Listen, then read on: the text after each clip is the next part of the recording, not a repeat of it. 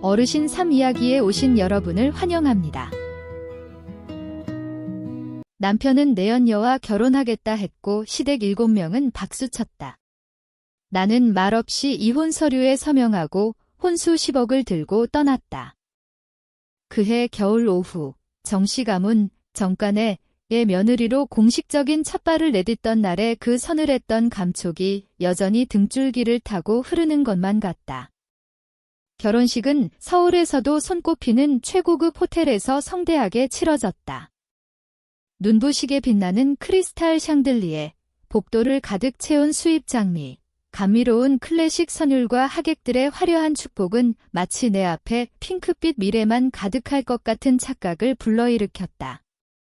하지만 그 화려한 공간 한가운데에서 나는 정작 내 인생의 주인공이 아닌 길을 잃고 헤매는 이방인처럼 느껴졌다. 반짝이는 보석이 박힌 순백의 웨딩드레스는 몸을 짓누르듯 무거웠고 한 걸음을 떼는 것조차 버거웠다. 남편 성진과 함께 하객들에게 인사를 건네기 위해 테이블을 돌 때마다 등 뒤에서 서늘한 기운이 느껴졌다.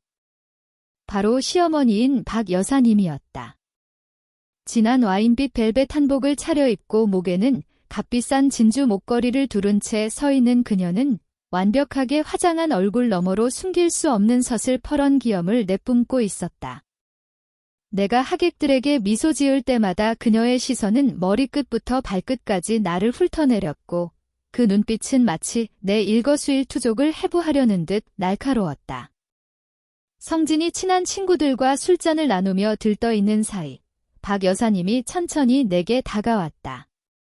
그녀는 내 얼굴 대신 친정아버지가 시집가는 딸을 위해 직접 목에 걸어주셨던 순금 목걸이를 빤히 쳐다보았다.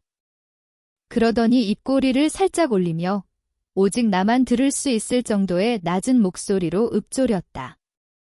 우리 정간애가 본래 뼈대 있는 집안이라 내로라 하는 집안의 영애들도 문턱 한 번 넘기 힘든 곳인데 어쩌다 이런 지방 출신 아이를 들여서 이 고생인지 모르겠구나.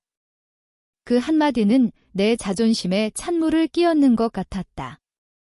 나는 혹시 잘못 들은 게 아닐까 싶어 멍하니 그녀를 바라보았지만 차갑게 식어버린 그녀의 눈빛이 모든 것을 말해주고 있었다. 강원도 어느 시골 마을에서 은퇴하신 교사 부부인 나의 부모님은 비록 넉넉지는 않아도 우리 남매에게 예의와 자존감을 가르치며 키우셨다. 딸자식 결혼식만큼은 번듯하게 해주고 싶어 아버지는 평생 모은 예금에 뒷마당 텃밭까지 팔아 정성을 다하셨다. 하지만 시어머니의 눈에 우리 가족의 진심과 노력은 그저 제로에 불과했다. 그날 연회 내내 나는 마치 프로그래밍된 인형처럼 미소 짓고 고개를 숙였다. 남편 성진은 이런 이상 기류를 전혀 눈치채지 못한 듯했다. 그저 예쁘고 고분고분한 아내를 얻었다는 승리감에 취해 있을 뿐이었다. 그는 알지 못했다. 결혼 생활의 첫 단추를 끼우기도 전에 나와 이 집안 사이의 연결고리는 깊은 빈부격차와 편견으로 인해 이미 금이 가기 시작했다는 것을.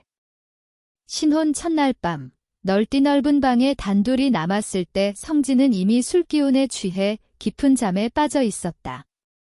나는 홀로 창가에 앉아 여전히 불빛이 번쩍이는 서울의 밤거리를 내려다보았다. 마음속에는 형체 없는 불안감이 무겁게 가라앉았다. 부모님의 품을 떠나 이 재벌가 문턱을 넘은 결정이 과연 실수였을까? 박 여사님의 날카로운 말들이 경고장처럼 머릿속을 맴돌았다. 나는 스스로 다짐했다. 정말 열심히 살아서 살림 잘하는 며느리가 되어 내가 이 자리에 어울리는 사람이라는 걸 증명해 보이겠노라고. 하지만 가혹한 현실은 그리 호락호락하지 않았고 그 찬란했던 결혼식 날은 내 인생에서 가장 어두운 나날의 시작점이었다. 그로부터 8년이 흘렀다. 열정 가득했던 어린 소녀는 이제 화려한 저택의 내벽 안에 갇힌 채 죽은 듯 지내는 여자가 되었다.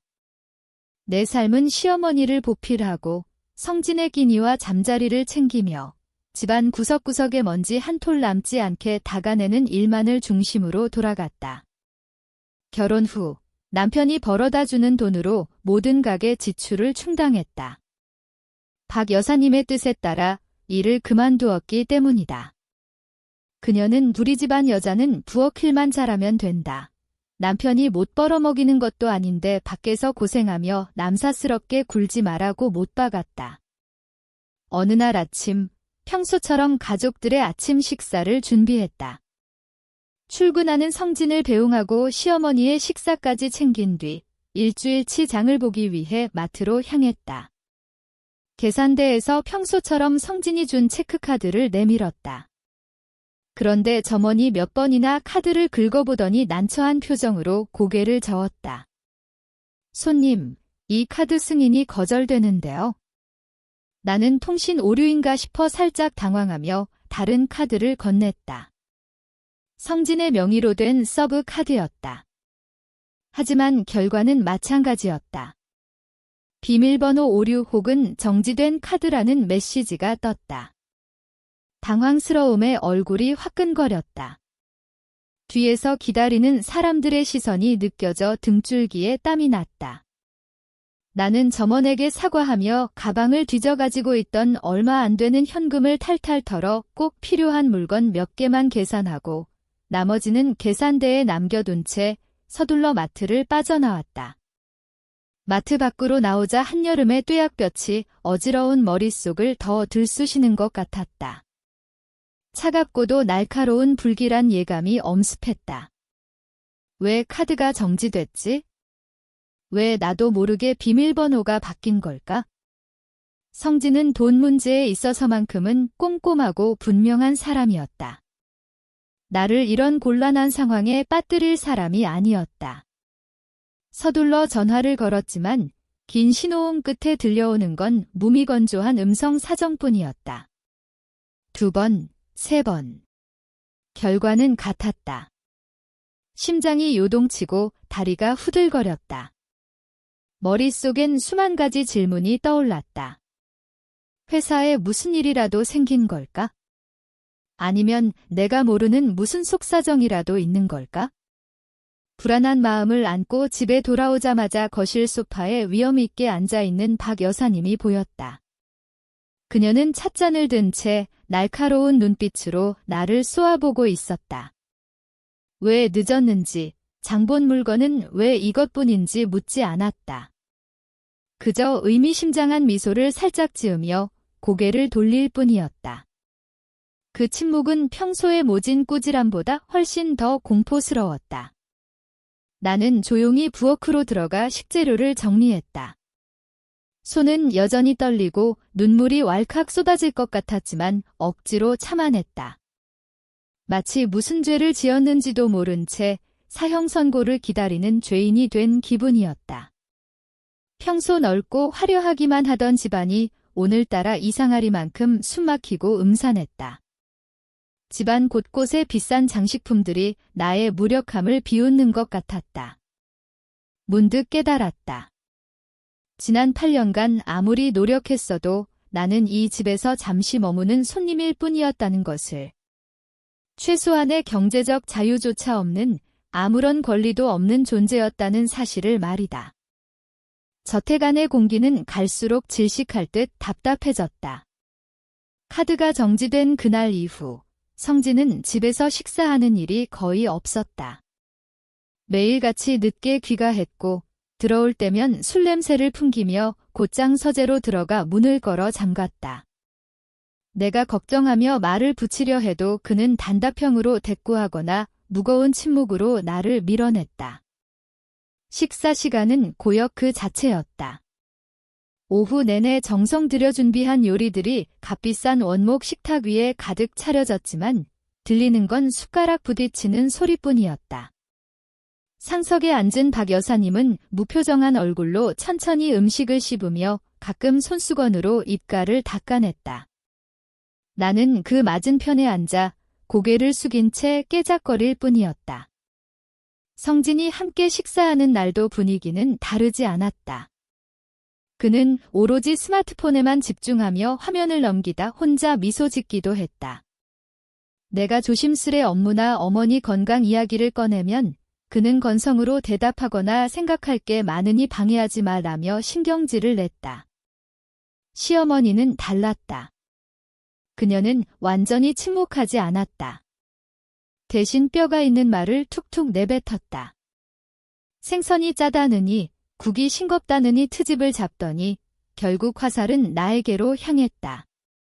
우리 아들은 밖에서 집안 살리느라 저렇게 뼈 빠지게 고생하는데 누구는 집에서 받아먹기만 하고 정말 도움이 안 되는구나.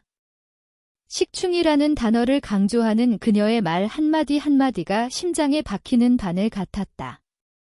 거칠어진 내 손가락을 내려다보았다. 한때는 곱고 길었던 손가락이 이제는 독한 세제와 끝도 없는 집안일로 투박해져 있었다.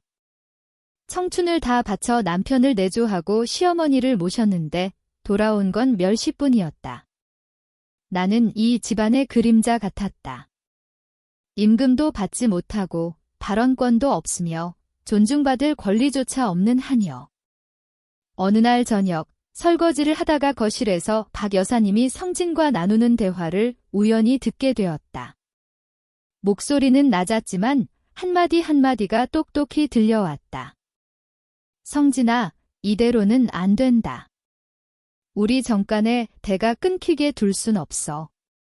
너한텐 대를 이을 아들을 낳아줄 제대로 된 여자가 필요해. 저렇게 영혼 없는 껍데기 말고. 심장이 덜컥 내려앉았다. 그동안의 냉대와 성진의 무관심, 시어머니의 독설. 그 모든 것의 원인은 내가 아이를 낳지 못했기 때문이었다. 8년 동안 안 가본 병원이 없었다. 의사는 양쪽 다 정상이라고, 그저 심리적 압박 때문이라고 했다. 몸에 좋다는 한약은 안 먹어본 게 없고 아이를 가질 수만 있다면 어떤 고통도 참아왔다. 그런데 이제 와서 그들은 모든 게 내 잘못인 양, 나를 버릴 구실로 삼고 있었다. 나는 부엌에 멍하니 서서 조용히 눈물을 흘렸다. 거실에선 TV 소리가 명랑하게 울려 퍼졌고 그들의 웃음소리는 찬물처럼 내 귀에 박혔다. 나는 깨달았다.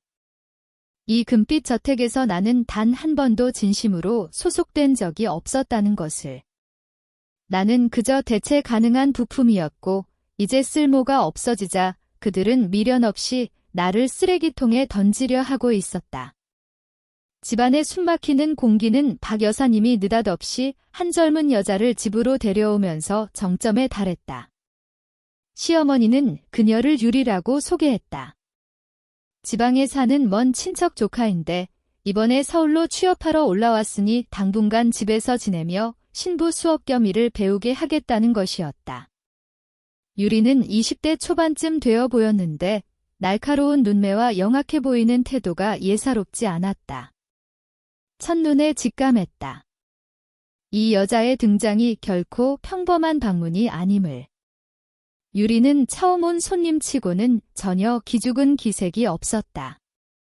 제 집인 양거실을 휘젓고 다니는가 하면 부엌을 제멋대로 뒤져 간식을 먹고 심지어 거실에 있는 내가 아끼는 1인용 소파에 털썩 앉아 쉬기도 했다.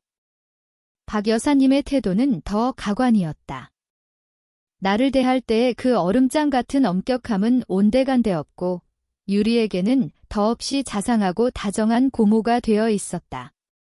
시어머니는 유리에게 직접 과일을 깎아다 바치며 먹고 싶은 게 있으면 말만 하라고 며느리인 나에게 시장에 가서 사오라며 등을 떠밀었다.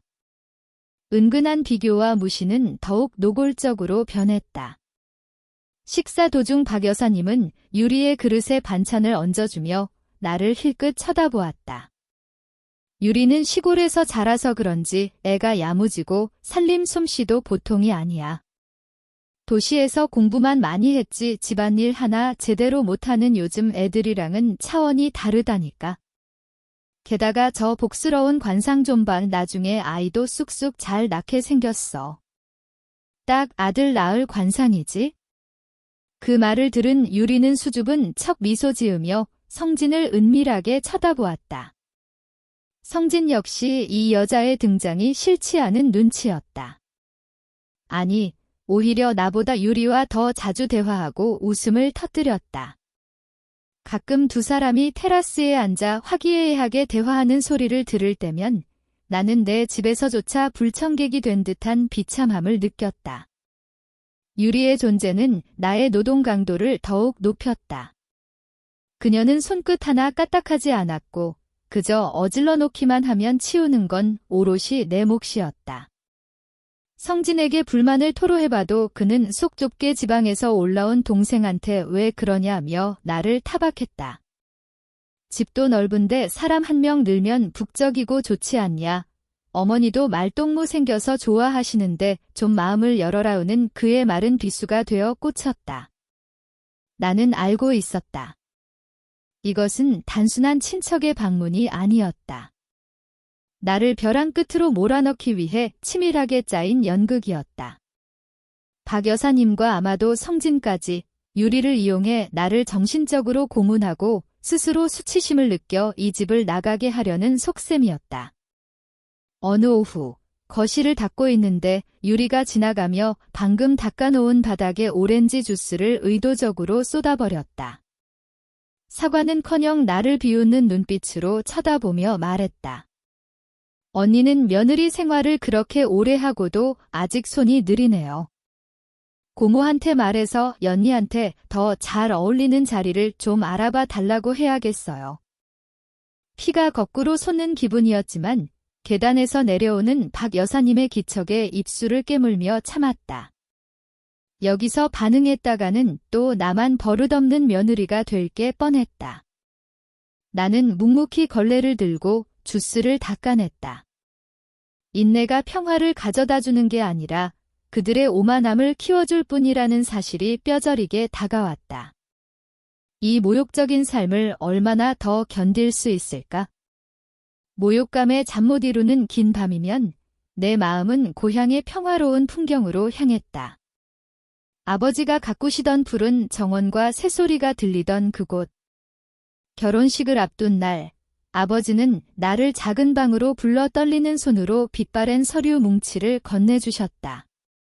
그것은 서울 외곽, 경기도 광주 인근에 위치한 2,500평 남짓한 땅의 문서였다. 아버지가 평생 모은 돈으로 옛 친구에게 사두었던 땅이었다. 아버지는 근심 어린 눈빛으로 나를 바라보며 말씀하셨다. 여자 팔자는 뒤용박 팔자라더니 어디로 떨어질지 모르는 법이다. 남들처럼 번쩍이는 금반지 하나 못해줘서 미안하다만 땅은 내 피땀이 서린 거니 내 미천으로 삼거라. 성진이한테도 말하지 말고 혼자만 알고 있어라. 남자란 사랑할 땐 간이라도 빼줄 것 같아도 사람 마음은 변하기 쉬운 법이니 나중에 무슨 일이 생겨도 내 몸 하나 건사할 구멍은 있어야지. 그때의 나는 아버지가 너무 앞서 걱정하신다고만 생각했다. 성진을 사랑했고 그가 평생 나를 지켜줄 거라 믿었기에 그저 아버지의 마음을 안심시키려 서류를 받았을 뿐이었다. 나는 그 서류를 작은 철제 상자에 넣어 캐리어 깊숙한 곳에 숨겨두고 시집을 왔다. 8년 동안 성진의 집안에서 우리 집이 가난하다고 무시당할 때조차 나는 그 땅 이야기를 단 한 번도 꺼내지 않았다. 이제 파국 앞에 서서야 나는 아버지의 깊은 뜻을 이해했다. 그 땅은 지금 내게 유일한 구명보트였다. 숨겨둔 철제 상자를 꺼내 닳아버린 서류를 어루만졌다. 아버지의 힘이 내게 전달되는 것 같았다. 시어머니와 유리가 미래를 설계하고 성진이 새로운 환상을 쫓아 내게서 멀어지는 동안 나는 조용히 나만의 계획을 세우기 시작했다. 더 이상 심장 없는 자들의 동정을 구하며 참지 않기로 했다. 그들에게 짓밟히기 전에 스스로를 구해야 했다. 그 외곽의 땅은 아버지가 샀을 때보다 수십 배나 가격이 올라 있었다. 그 땅을 처분한 돈이면 새로운 삶을 시작할 수 있고 결혼하며 포기했던 내 사업의 꿈도 다시 펼칠 수 있을 터였다. 정시 가문 사람들은 나를 빈털터리 식충이로 여기고 있지만 나는 그들이 상상도 못할 자산을 쥐고 당당하게 걸어나갈 준비가 되어 있었다. 하지만 서두르지 않기로 했다. 그들의 배신에 대한 확실한 증거를 수집해야 했다. 떠날 때는 패배자가 아닌 승리자의 모습으로 나가야 하니까. 나는 시어머니와 유리의 밀담, 성진의 비정상적인 태도에 더 신경을 곤두세웠다. 아버지의 유산을 꺼내 들 날이 머지않았음을 느꼈다.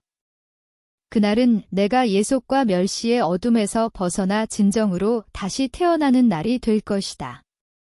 그날 밤은 유독 후덥지근했다. 차가운 대리석 벽 사이로 열기가 갇힌 듯 숨이 막혔다. 나는 벽을 향해 돌아 누워 깊은 잠에 든 척했지만 귀는 성진의 작은 움직임 하나하나를 쫓고 있었다. 새벽 1시가 다 되어 돌아온 그는 지독한 술 냄새를 풍기며 비틀거렸다. 그는 씻지도 않은 채 침대 옆에 주저앉아 무거운 한숨을 내뱉었다. 화장대 위에 놓인 성진의 스마트폰이 요란하게 진동하며 푸른 빛을 내뿜었다. 그는 습관적으로 폰을 집어들고 손가락을 놀렸다. 술 기운 탓이었을까? 아니면 8년 동안 순종적으로 살아온 나를 우습게 본 탓일까? 그는 메신저에 비밀번호조차 걸어두지 않았다. 한참 동안 메시지를 보내던 그는 샤워실로 들어갔고 곧 물소리가 모든 소음을 삼켜버렸다. 나는 벌떡 일어났다.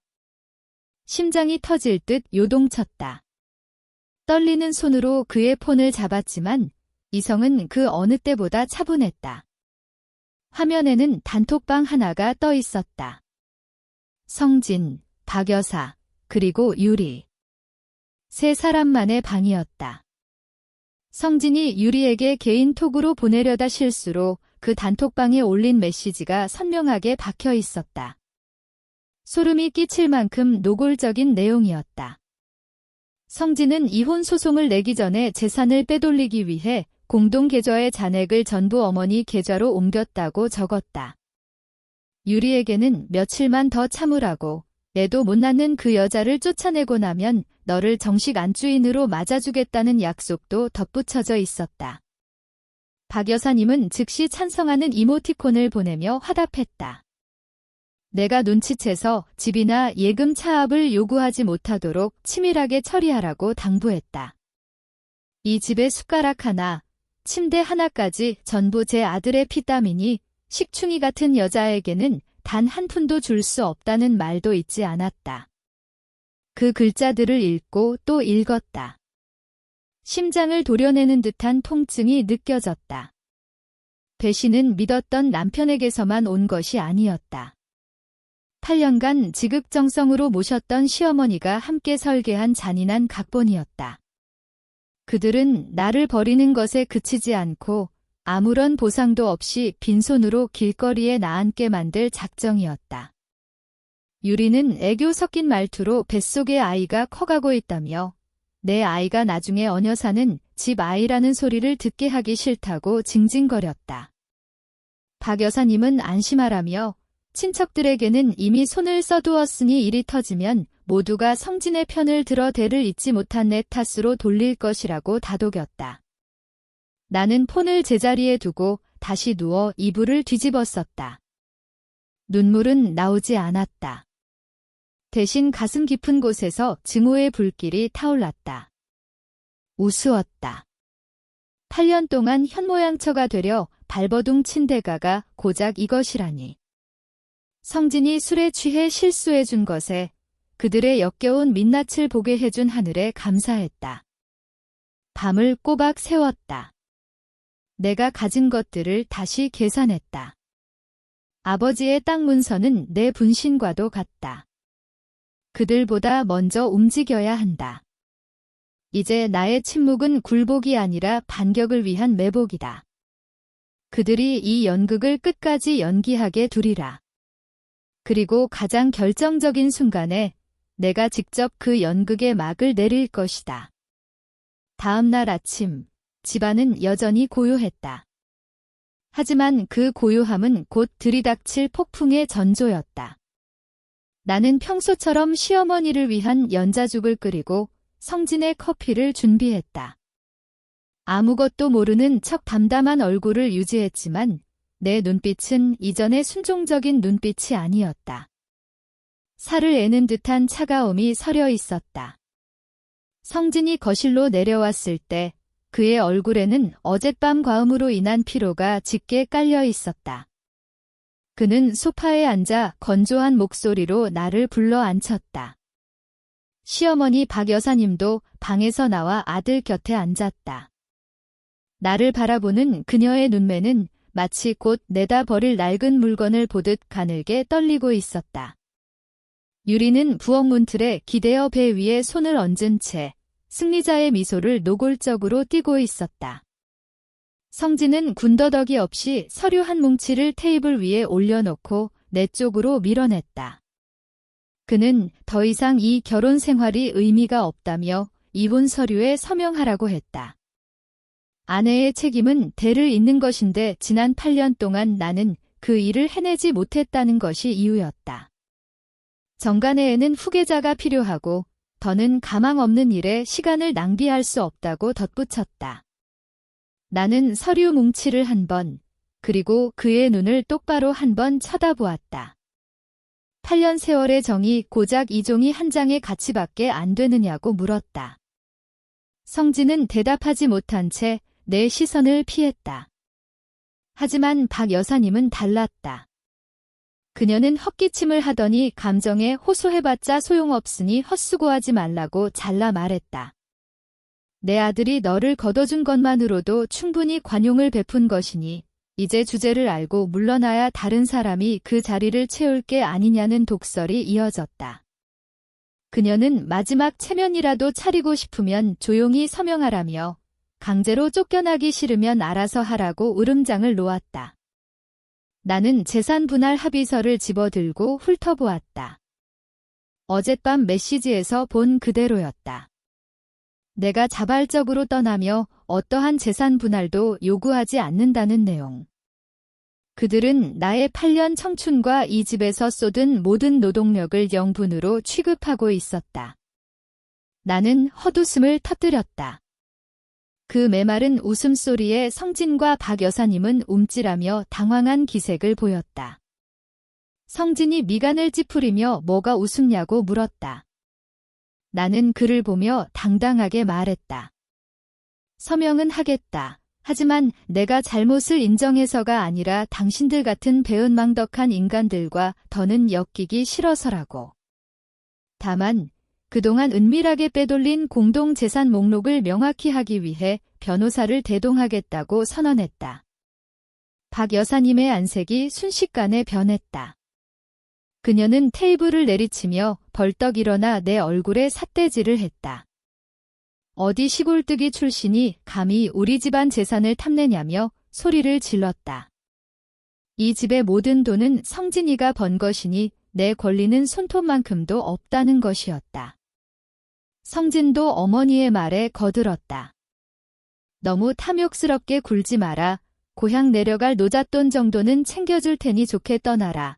만약 계속 어렵게 군다면 이 서울 땅에서 내가 발붙이고 살지 못하게 하겠다고 협박했다. 역겨움이 치밀어 올랐다. 눈앞에 두 사람이 너무나 낯설게 느껴졌다. 이익 앞에서는 그토록 고결한 척하던 인간들도 이토록 추악하고 잔인해질 수 있다는 사실을 새삼 깨달았다. 나는 더 대꾸하지 않고 서류를 챙겨 일어났다. 변호사의 연락을 기다리라는 말을 남기고 위층으로 향했다. 뒤통수에 꽂히는 시어머니의 욕설과 성진의 살벌한 시선을 뒤로 한 채. 내가 성진과 이혼할 거라는 소식은 박 여사님에 의해 삽시간에 퍼져나갔다. 그날 오후 정간의 거실은 사람들로 북적였다. 성진의 친척과 형제들이었다. 그들은 사정을 물어보거나 중재하러 온 게 아니었다. 마치 스스로 임명한 판관들처럼 내 죄를 정하고 가문의 이익을 지키기 위해 몰려든 하이에나 같았다. 사람들 한가운데 앉은 박 여사님은 가짜 눈물을 닦으며 애도 못 낳는 며느리가 재산까지 탐낸다며 신세 한탄을 늘어놓았다.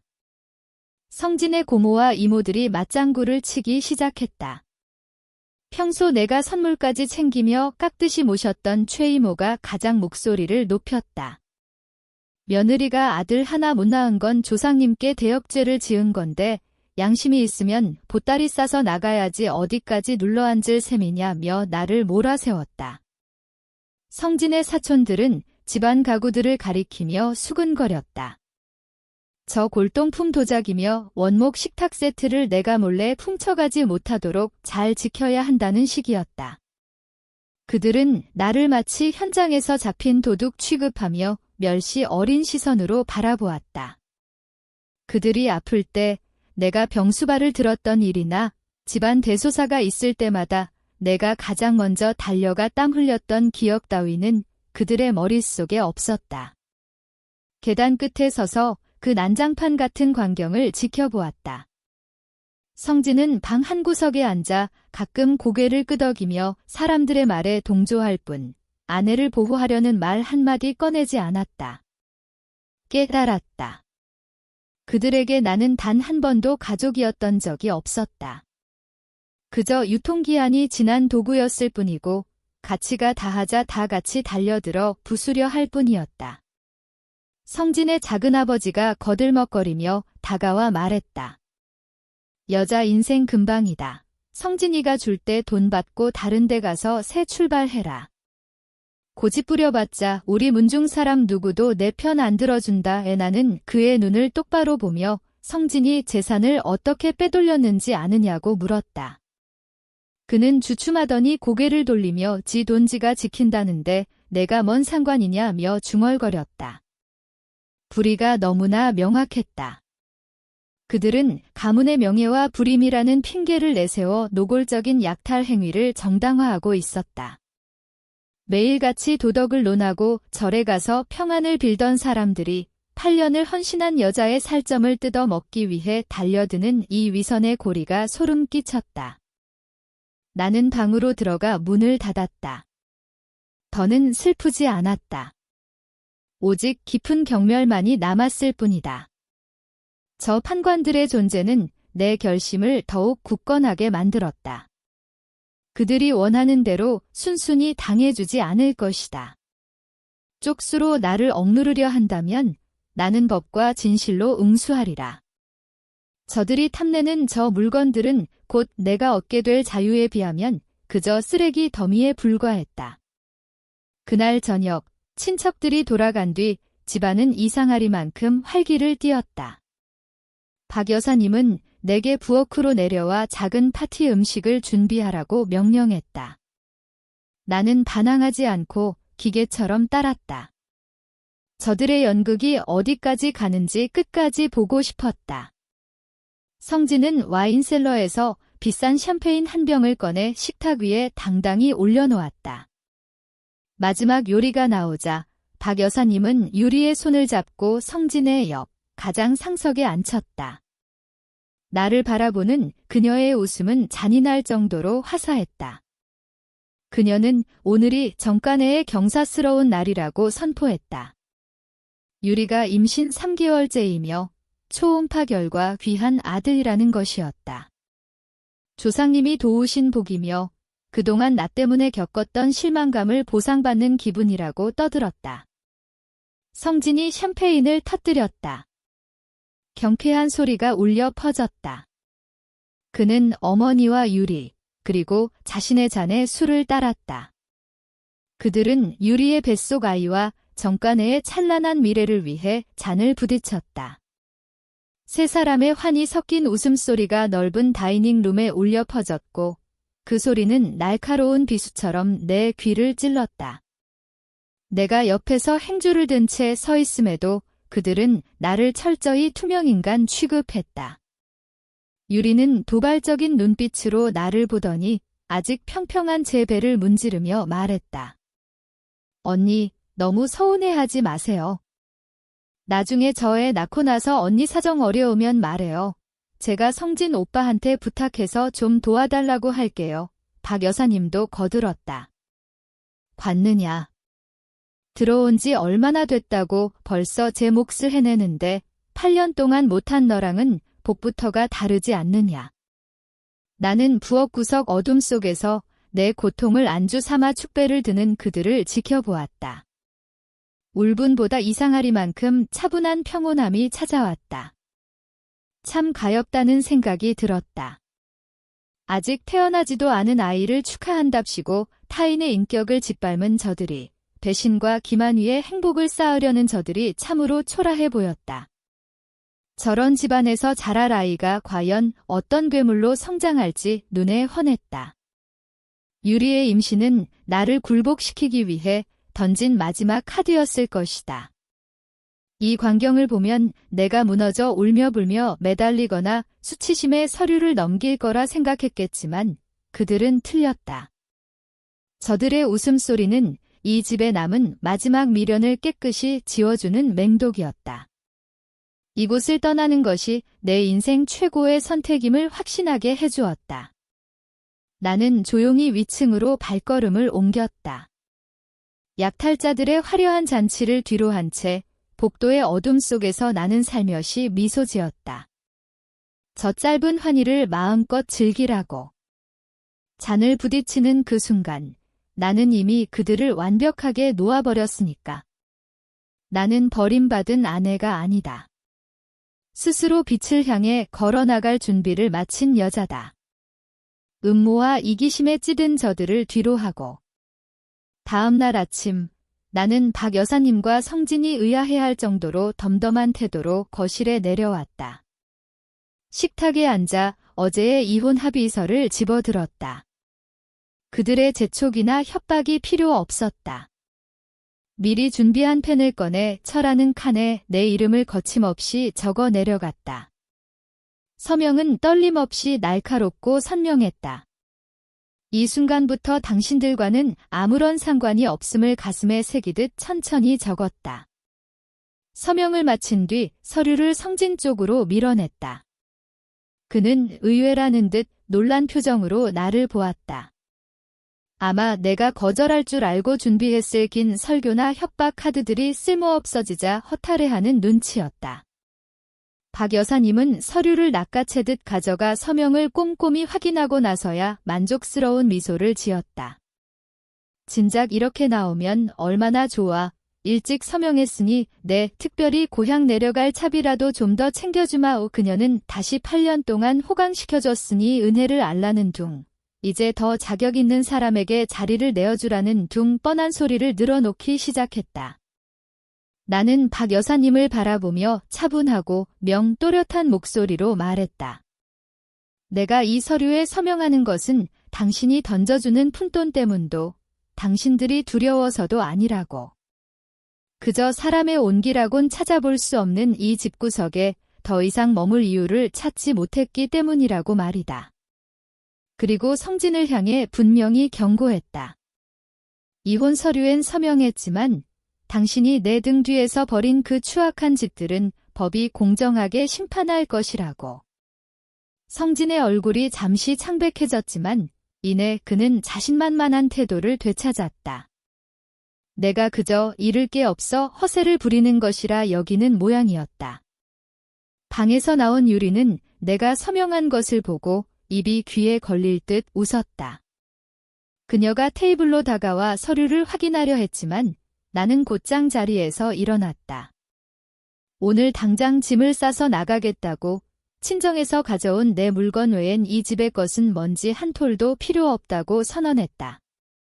성진과 시어머니는 서로를 쳐다보며 내 단호한 모습이 믿기지 않는 듯했다. 그들은 내가 끝까지 매달리며 울고불고 구걸할 줄 알았던 모양이다. 나의 인행철하고 결단력 있는 모습에 그들은 잠시 무언가 중요한 걸 놓쳤다는 불안감을 느끼는 듯했으나 이내 이기심과 탐욕이 그 자리를 채웠다. 그들은 벌써 내 방을 아기방으로 꾸밀 계획이며 유리를 위해 새로 살 가구들에 대해 떠들기 시작했다. 방으로 올라가 얼마 안 되는 내 짐들을 정리하기 시작했다. 캐리어에 담기는 물건마다 기억의 파편들이 묻어 있었지만 가슴이 아프지는 않았다. 오히려 오랫동안 가슴을 짓누르던 바위덩어리를 치워낸 듯 홀가분했다. 내게 그 서명은 끝이 아니라 시작이었다. 지옥 같은 이곳을 탈출해 재벌가 며느리라는 이름 아래 8년 동안 매몰되었던 나 자신을 되찾는 티켓이었다. 짐을 다 싸고 마지막으로 방을 둘러보았다. 모든 편의 시설이 갖춰진 화려한 방이었지만 소름 끼치도록 차가운 공간이었다. 더는 미련이 없었다. 나는 내 결혼 생활의 사망 선고의 마침표를 찍음과 동시에 미래를 향한 새로운 문을 열었다. 굳은 살이 박인 심장과 그 어느 때보다 강인해진 정신으로 나는 걸음을 뗐다. 작은 캐리어를 끌고 방을 나서 계단을 내려가려는데 박 여사님이 팔짱을 낀 채 계단 밑에서 기다리고 있었다. 마치 내가 집안의 보물이라도 훔쳐가는지 감시하려는 기세였다. 그녀는 턱끝으로 나를 멈춰 세우더니 성진과 유리를 불러 모았다. 이른바 최종 검사를 하겠다는 심산이었다. 박 여사님은 캐리어를 내려놓고 열어보라고 명령했다. 너 같은 애들은 나갈 때 꼭 욕심을 부리니 정가 내에 값비싼 물건을 훔치지 않았는지 확인해야겠다는 것이었다. 나는 대꾸 없이 담담하게 캐리어를 열었다. 그녀는 내 낡은 옷가지와 보잘것없는 소지품들을 거칠게 헤집어 놓았다. 돈 될 만한 게 없자 그녀의 시선은 내 몸으로 향했다. 그녀의 눈길이 내가 차고 있는 작은 금귀걸이에 멈췄다. 결혼하던 날 친정엄마가 쌀을 팔아 마련해 주신 내게 남은 유일한 엄마의 유품이었다. 박 여사님은 다가와 서슬퍼런 목소리로 당장 그 귀걸이를 빼라고 소리쳤다. 내가 시집와서 먹고 입은 게 다 내 아들 돈이니 이 귀걸이는 그동안 성진이가 너를 먹여 살린 값으로 치겠다는 논리였다. 지금 내 몸에 걸친 모든 게 정간의 재산이니 실 한 오라기도 가져갈 생각 말라고 못 박았다. 피가 거꾸로 솟는 기분이었다. 나는 주먹을 꽉 쥐고 이것은 내 친정엄마의 유품이지 당신 집안 돈과는 상관없다고 맞섰다. 하지만 성진이 다가와 차가운 눈빛으로 나를 보며 그깟 귀걸이가 얼마나 한다고 유세를 떠냐. 어머니 마음 편하게 해드리고 빨리 꺼져라며 거들었다. 그는 나 같은 속 좁은 여자와 단 1초도 더 엮이고 싶지 않다고 했다. 옆에 서 있던 유리는 비웃음을 흘리며 제 목에 걸린 눈부신 다이아몬드 목걸이를 만지작거렸다. 나의 가난을 조롱하는 몸짓이었다. 나는 성진을 바라보았다. 한때 온 마음을 다해 사랑했던 남자가 제 어머니와 합세해 아내의 가장 소중한 유품까지 강탈하려 들다니. 구역질이 올라왔다. 나는 떨리는 손으로 귀걸이를 빼서 박 여사님 앞에 티테이블 위로 던져버렸다. 그토록 탐나면 가지세요. 당신이 짓밟은 내 마지막 정이라 생각하고 드릴 테니. 나는 캐리어를 닫고 그들의 승리감에 젖은 얼굴을 뒤로 한 채 돌아섰다. 인간의 마음이 바닥나면 상상할 수 없을 만큼 비열해질 수 있다는 것을 깨달았다. 나는 문을 열고 나갔다. 겉은 화려하지만 인격은 한없이 빈곤한 자들의 탐욕을 뒤로 한 채. 저택의 묵직한 원목 무늬 등 뒤에서 쾅 닫혔다. 그 소리는 갇혀 지냈던 8년 청춘의 종지부처럼 울렸다. 깊은 밤, 거리는 한산했다. 나는 작은 가방을 들고 가로등 불빛 아래를 홀로 걸었다. 밤바람이 거셌지만 마음은 이상하리만큼 가벼웠다. 목적지도 없이 무작정 멀리 벗어났다. 질비한 빌딩 숲을 보며 지금 당장 돌아갈 곳이 없다는 사실을 실감했다. 이런 처참한 모습으로 친정에 갈 수는 없었다. 연로하신 부모님께 딸의 실패를 짊어지게 할 수는 없으니까. 8년 동안 유령처럼 살아온 내가 이 넓은 세상 밖으로 나오니 한없이 작게 느껴졌지만 동시에 형언할 수 없는 자유를 느꼈다. 나는 인적 드문 버스 정류장에 멈춰 차가운 나무 벤치에 앉았다. 반지 하나 없는 빈 손바닥을 내려다보았다. 가사 노동으로 거칠어진 손마디만 남았다. 깊은 숨을 들이마셨다. 10년 만에 처음 느껴보는 자유의 공기였다. 시어머니의 독설도, 성진의 방관도, 유리의 존재도 없는 밤. 이전의 화려함은 일장춘몽처럼 흩어졌다. 박 여사님이 체면을 차리려 내게 입혔던 비싼 드레스들, 그 모든 것은 사실 금칠한 세 장에 불과했다. 나는 빈손이지만 영혼의 쇠사슬을 끊고 그 세 장을 낳았다. 뺨을 타고 흐르는 몇 줄기 눈물은 후회가 아니라 너무 오래 참고 견뎌온 나 자신에 대한 가여움이었다. 내일부터의 삶을 계산했다. 가방 속 얼마 안 되는 비상금과 캐리어 바닥에 숨겨둔 철제 상자가 유일한 희망이었다. 아무도 나를 모르는 곳에서 새로 시작하리라. 이 밤에 가로등 불빛을 증언자 삼아 다짐했다. 밑바닥부터 시작하더라도 반드시 찬란하게 일어서서 나를 비웃던 자들이 피눈물을 흘리게 하겠노라고. 곧 다가올 여명은 내 새로운 인생의 시작이 될 것이다. 다음 날 아침, 나는 공장 지대 근처 낡은 골목 안쪽에 위치한 고시원 방 하나를 구했다. 겨우 3평 남짓한 공간, 벽지는 누렇게 떴고 천장엔 물이 샌 자국이 가득했다. 이전에 살던 저택에 비하면 창고만도 못한 곳이었지만 내게 이곳은 자유의 성지였다. 고시원 주인은 60이 넘은, 인상은 험악해도 눈빛 많은 선한 아주머니였다. 사람들은 그녀를 광 언니라고 불렀다. 꾀죄죄한 차림으로 짐 가방을 든 나를 보더니 그녀는 이것저것 묻지 않고 일단 들어오라고 했다. 반갑은 나중에 형편 풀리면 내라며 따뜻한 국밥 한 그릇과 새 이불을 내주었다. 사람 살다 보면 풍파도 겪는 법이지. 다시 일어나 걸으면 그만이야 라는 그녀의 투박한 말에 가슴이 벅차올랐다. 8년 동안 재벌가 시댁에서 단 한 번도 느껴보지 못한 따스함이었다. 고시원 생활은 부족함 투성이었지만 평온했다. 직접 바닥을 닦고 다이소에서 저렴한 식기들을 장만했다.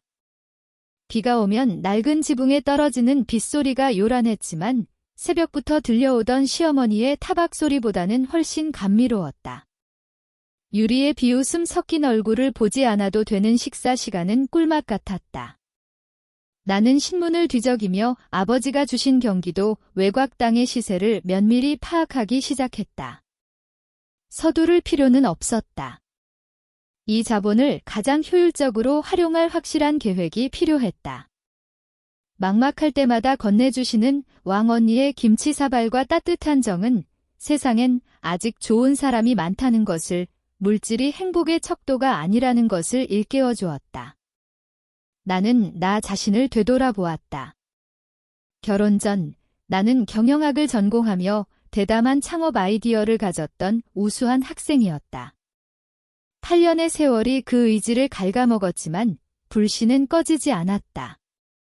이 낡은 고시원 방은 나를 단련하는 훈련소이자 오랫동안 가슴속에 품어온 프로젝트를 실현할 발판이었다. 나는 더 이상 순종적인 며느리가 아니라 야망 가득한 경영인으로 돌아가고 있었다. 일주일쯤 지났을 때 나는 대학 시절 은사인 민 교수님께 연락을 드렸다. 교수님은 과거 내 비즈니스 재능을 가장 먼저 알아보셨던 분으로 내가 성진의 내조를 위해 꿈을 포기했을 때 누구보다 아쉬워하셨다. 도로변 작은 카페에서 나를 다시 만난 교수님은 내 변화된 모습에 경악을 금치 못하셨다. 거칠어진 내 손과 풍파를 겪은 눈빛을 보며 교수님은 깊은 한숨을 내쉬었다. 결국 이 날이 올 줄 알았다. 교수님은 지난 8년을 허비했다고 책망하지 않으셨다. 인생에 늦은 것이란 없으며 지금이라도 깨달은 게 중요하다고 하셨다. 나는 전통 공예와 현대적 디자인을 결합해 해외 시장을 공략하겠다는 내 사업 구상을 설명해 드렸다. 교수님은 요즘의 친환경, 핸드메이드 트렌드와 딱 맞아떨어진다며 고개를 끄덕이셨다. 교수님은 업계 전문가들을 소개해 주시기로 했고 전문적인 사업 계획서를 작성하는 법을 지도해 주셨다. 특히 내가 가진 고가의 땅을 담보로 자금을 운용할 때 보안을 철저히 하라고 당부하셨다. 교수님의 도움은 망망대해 속 등대와 같았다. 머릿속에서 잊혔던 지식들이 다시 선명하게 되살아나기 시작했다. 우리는 오후 내내 머리를 맞대고 의논했다. 교수님은 작은 편집숍부터 시작하되 품질과 제품 하나하나에 담긴 스토리에 집중하라고 조언하셨다.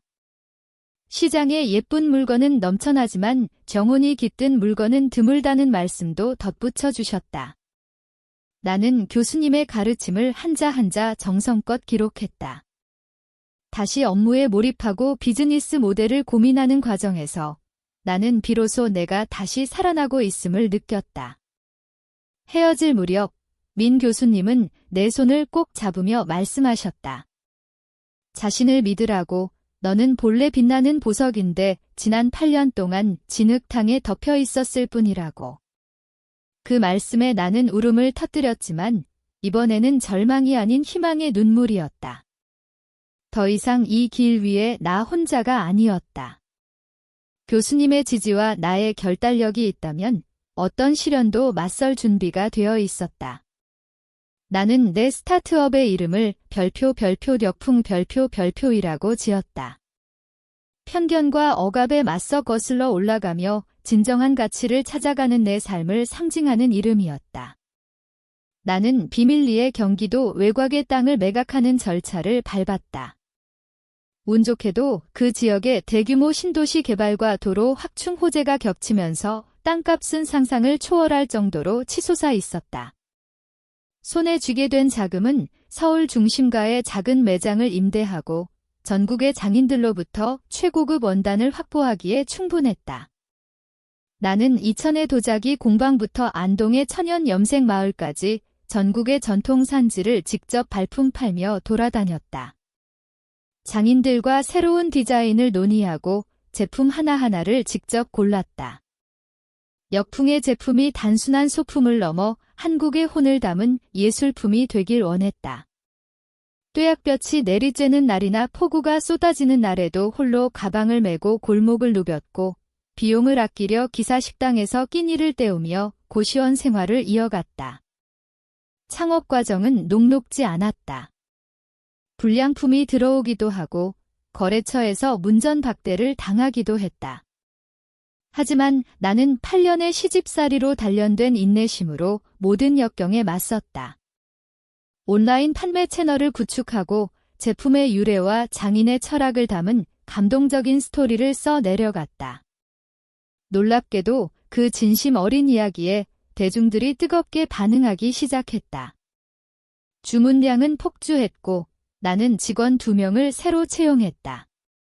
그리고 정들었던 광 언니의 고시원을 떠나 업무를 보기에 더 효율적인 작은 오피스텔로 이사했다. 하지만 이사 후에도 나는 자주 왕 언니를 찾아갔다. 내가 가장 힘들 때 내밀어 주신 손길을 잊지 않기 위해 작은 선물들을 챙겨 들고 말이다. 아주머니는 성공한 내 모습을 보며 자기 일처럼 기뻐해 주셨다. 사업에 몰두하는 동안 전 남편의 가족과는 연락을 완전히 끊었다. 그들이 무엇을 하든 어떻게 살든 내 안중에는 없었다. 오직 역풍과 나의 가치를 증명하는 데만 집중했다. 나를 무시했던 자들에게 가장 달콤한 복수는 바로 나의 성공이라는 것을 알고 있었기 때문이다. 역풍은 단순한 브랜드가 아니라 진흙을 털고 일어나 찬란하게 빛나는 한 여자의 재탄생 그 자체였다. 비즈니스는 그야말로 승승장구했다.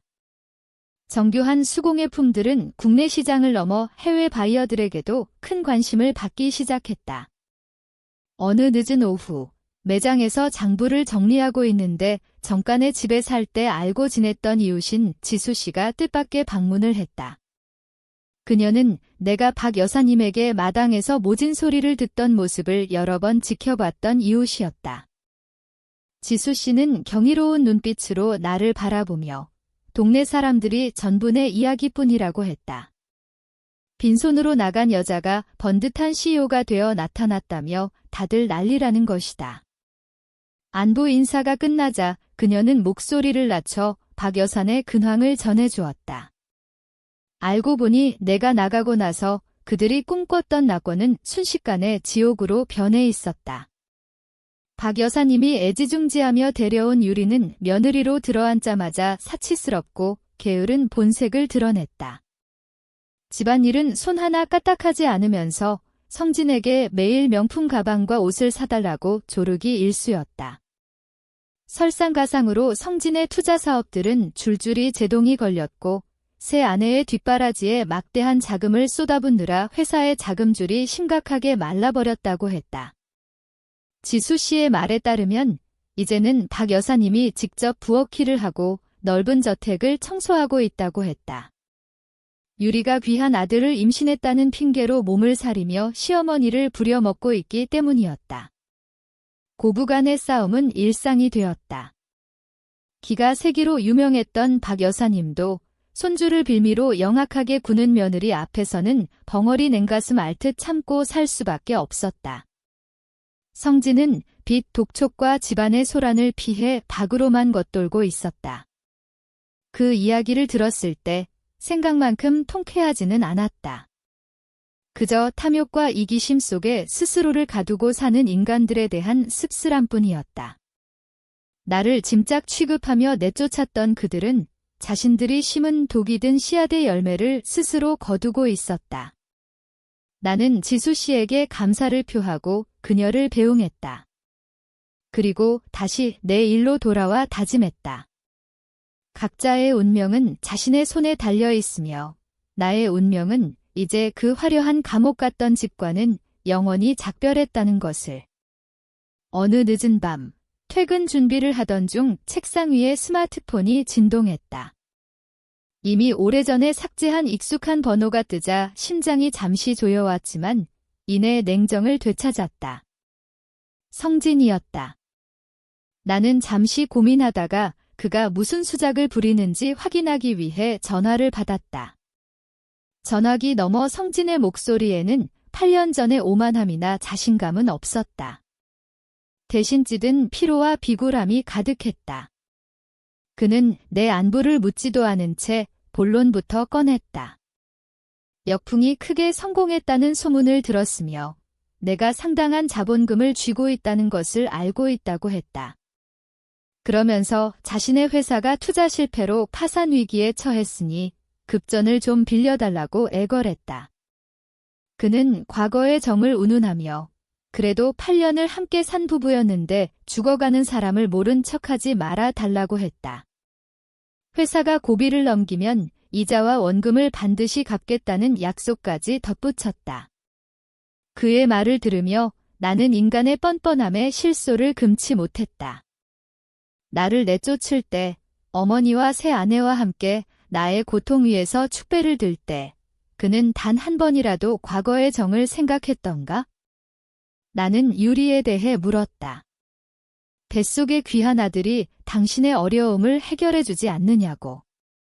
성진은 한참을 침묵하다가 한숨을 쉬며 대답했다. 유리는 집에 남은 금부치와 폐물을 챙겨 태교하겠다는 핑계로 친정으로 도망갔고 사실상 채무를 피하기 위해 잠적한 상태라고 했다. 박 여사님은 충격으로 쓰러져 매일 울면서 아들 탓만 하고 있다는 말도 덧붙였다. 나는 차갑고 단호한 목소리로 대답했다. 내 돈은 당신들 가족에 의해 벼랑 끝으로 밀려난 뒤 피와 땀으로 일궈낸 소중한 재산이라고. 친정엄마의 유품인 귀걸이조차 무참히 뺏어갔던 사람들을 도울 의무는 추호도 없다고 말이다. 나는 재산 분할 청구도 하지 않겠다는 약속을 지켰으니 당신도 나에게 아무것도 요구할 권리가 없다고 못 박았다. 나는 전화를 끊고 즉시 번호를 차단했다. 과거의 망령으로부터 완전히 해방된 기분이 들어 가슴이 뻥 뚫린 듯 시원했다. 성진의 전화를 받은 며칠 뒤 나는 창업 초기부터 도움을 주었던 남 변호사를 만났다. 그는 두툼한 서류 뭉치와 함께 충격적인 소식을 들려주었다. 역풍의 해외 진출을 앞두고 재무 서류를 정밀 검토하던 중 이혼 전 성진이 저지른 공동재산은닉의 정황을 포착했다는 것이었다. 남 변호사는 성진이 이혼을 요구하기 2년 전부터 거액의 예금과 공동 명의의 부동산을 박 여사의 명의로 돌려놓았음을 확인해 주었다. 더 심각한 것은 당시 나를 협박해 서명하게 했던 합의서의 여러 조항이 혼인 중 공동 재산 형성에 기여한 배우자의 권리를 침해하는 불법적인 내용이라는 점이었다. 심지어 일부 자산 이전 과정에서 내 인감과 서명을 위조한 증거까지 모두 확보된 상태였다. 이 증거들이면 승소는 확실합니다. 대표님이 당연히 받으셔야 할 재산이 상상 이상으로 많습니다. 서류를 검토하던 나는 멍하니 앉아 있었다. 배신은 내가 짐작했던 것보다 훨씬 더 뿌리 깊고 치밀했다. 내가 지극정성으로 시어머니를 모시고 집안일을 돌보는 동안 그들은 나를 제거하고 내 몫을 가로챌 계획을 짜고 있었던 것이다. 나는 남 변호사에게 승소 가능성을 다시 물었고 그는 강철 같은 증거가 있으니 진실은 반드시 승리한다고 확신했다. 하지만 나는 곧바로 소송을 제기해 돈을 받아내는데 급급하지 않기로 했다. 이제 내게 돈은 최우선 순위가 아니었다. 나는 이 진실을 그들의 헛된 자존심을 무너뜨릴 최후의 일격으로 사용하고 싶었다. 뿌린 대로 거둔다는 말의 무게를 거짓으로 쌓은 성은 결코 무너지지 않는 법이 없음을 뼈저리게 느끼게 해주고 싶었다.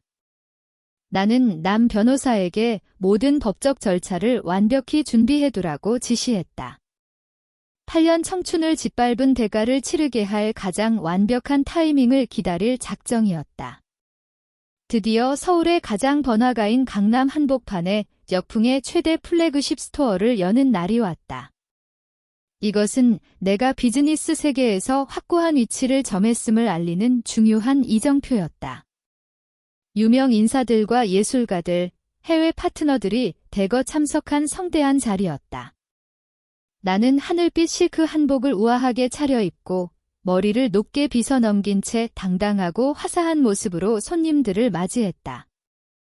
행사가 무르익을 무렵 입구 쪽에서 소란이 일어났다. 옛날의 화려함은 사라진 채 초라해진 옷차림의 박 여사가 경호원들을 뚫고 들어오려 안간힘을 쓰고 있었다. 그 뒤에는 초췌한 몰골의 성진이 넥타이도 매지 못한 헝클어진 모습으로 따라 들어왔다. 그들은 화려한 조명 아래 서 있는 나를 보더니 미친 듯이 소리를 질렀다. 이 배은망덕한 며느리녀나. 돈 좀 벌었다고 예정도 잊었느냐? 내 시어머니랑 남편이 굶어 죽게 생겼는데 어떻게 모른 척을 해.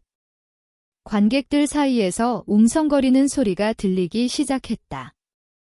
박 여사는 바닥에 주저앉아 예전 시골에서나 쓰던 수법대로 울고불고 떼를 쓰기 시작했다. 내가 제 집안의 복을 다 가로채서 오늘날 이 자리에 있는 거라며 은혜도 모르는 배은망덕한 년이라고 동네방네 떠들어댔다. 성진은 그 곁에 서서 간절한 눈빛을 보내면서도 수많은 사람 앞에서 눈부시게 빛나는 나를 보며 수치심 섞인 표정을 감추지 못했다. 하지만 나는 단 1초도 흔들리거나 분노하지 않았다. 무대에서 내려가 경호원들에게 손짓해 그들을 막아 세웠다. 그리고 그들 앞에 서서 남 변호사가 준비해준 서류 뭉치를 가방에서 꺼냈다. 나는 장내에 모인 모든 사람이 들을 수 있도록 당당하게 외쳤다. 지난 8년간의 시집살이의 진실, 그들이 어떻게 공동재산을 빼돌렸는지, 그리고 나를 어떻게 빈손으로 내쫓았는지에 대해 인감 위조와 배신에 대한 모든 증거를 하나하나 낱낱이 공개했다. 순식간에 장내의 속닥거림은 화살이 되어 박 여사와 성진을 향한 경멸로 바뀌었다. 나는 전 시어머니의 눈을 똑바로 응시하며 말했다. 이곳은 진정한 가치를 존중하는 나의 개업식이며 기만과 탐욕으로 가득 찬 자들이 머물 곳이 아니라고. 나는 경호원들에게 이 엄숙한 분위기를 해치지 않도록 그들을 밖으로 모시라고 명령했다. 박 여사와 성진은 사람들의 손가락질을 받으며 초라하게 쫓겨났다. 허울뿐인 체면을 목숨처럼 아끼던 자들에게는 더할 나위 없이 굴욕적인 결말이었다. 행사는 다시 순조롭고 성공적으로 진행되었다. 나는 비로소 수천 근의 무게가 가슴에서 내려가는 듯한 해방감을 느꼈다. 오늘 이 정산의 시간은 단순히 돈을 받기 위함이 아니었다. 모든 사람 앞에서 내 인생의 낡은 장을 공식적으로 덮고 온전한 평온 속에서 새로운 여정을 시작하기 위한 의식이었다. 폭풍 같았던 개업식 날이 지나고 나는 나 자신에게 짧은 휴식을 선물하기로 했다. 새로 장만한 고급 펜트하우스로 거처를 옮겼다. 지평선이 한눈에 내려다 보이는 넓은 테라스가 있는 곳이었다. 오늘 새벽, 나는 일찍 일어나 따뜻한 차 한 잔을 마시며 고층 빌딩 숲 너머로 서서히 떠오르는 태양을 바라보았다. 찬란한 여명이 온 세상을 붉게 물들였고 생동감 넘치는 하루의 숨결이 전해졌다. 냉혹한 저택에서 인내하던 며느리에서 역풍의 당당한 대표가 되기까지 지난 8년의 여정을 되돌아보니 어느덧 훌쩍 성장한 내가 보였다. 고통과 배신, 그리고 비가 새던 고시원에서의 고단했던 나날들은 지금의 나를 빚어낸 소중한 벽돌이 되어주었다. 나는 더 이상 박여사나 성진을 원망하지 않는다. 진정한 용서란 그들을 위한 것이 아니라 과거를 털어내고 앞으로 나아갈 용기를 낸 나 자신에게 주는 선물이었음을 이제는 안다. 나는 고향에 계신 부모님께 전화를 걸었다. 딸의 안부를 묻는 아버지의 따뜻하고 낮은 목소리에 코끝이 찡해졌다. 조만간 내려가 뵙겠다고, 이제 서울로 모셔와 당분간 함께 지내자고 말씀드렸다. 아버지는 허허 웃으시며 내가 행복하면 우리도 바랄 게 없다고 하셨다. 나는 남은 평생을 부모님께 효도하며 살겠노라 다짐했다. 그분들은 내가 무너질 때마다 가장 든든한 버팀목이 되어준 분들이니까. 역풍은 이제 안정적인 궤도에 올랐다. 내 곁에는 헌신적인 동료들이 있고 우리 민족의 문화를 지켜나가겠다는 숭고한 목표도 생겼다. 여자의 인생이 반드시 누군가의 어깨에 기대어야만 행복한 것은 아니다. 진정한 행복은 내 삶의 주인으로 우뚝 서서 헌신할 수 있는 커리어가 있고 매 순간을 즐길 수 있는 평온한 영혼을 가졌을 때 찾아오는 법이다. 햇살이 거실 가득 쏟아지며 구석구석을 따스하게 비췄다. 찻잔을 내려놓고 거울 속 내 모습에 미소 지어 보였다. 32살, 성숙한 아름다움과 담대함을 갖춘 여인. 나는 가슴속에 품은 수많은 계획을 실현하기 위해 새로운 하루의 업무를 시작하러 집을 나선다. 새벽은 이미 밝았고 앞으로 내 인생은 언제나 빛으로 가득할 것이다. 내 인생에서 가장 값진 자산인 자존감과 절대적 자유를 마침내 되찾았기 때문이다.